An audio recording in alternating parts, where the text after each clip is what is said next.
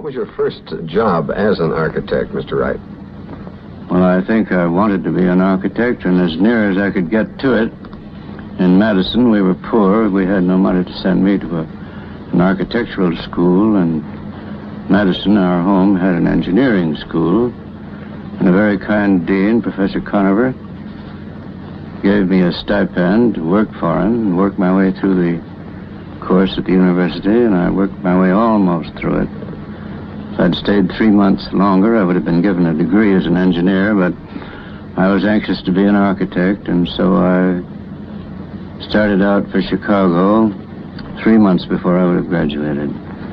And I suppose you could say that my work for Conover, perhaps, as an engineer, designing clips and little details of ironwork, was my first architectural job. Would you say that any of Sullivan's ideas in architecture influenced you at that time? Naturally. They were influencing nearly everybody in the country. How so? He was the real radical of his day, and his thought gave us a skyscraper. See, the building was, when buildings first began to be tall, they didn't know how to make them tall. They would put one 2-story or 3-story building on top of another until they had enough.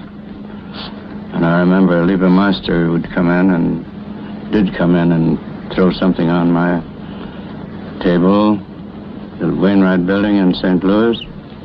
He said, "Wright, the thing is tall. What's the matter with a tall building?" And there it was, tall. And after that, why, the skyscraper began to flourish. And I think all the skyscrapers you see today were the result of Louis Sullivan's initiative.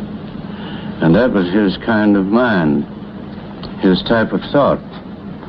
You see, he saw the thing directly for what it was.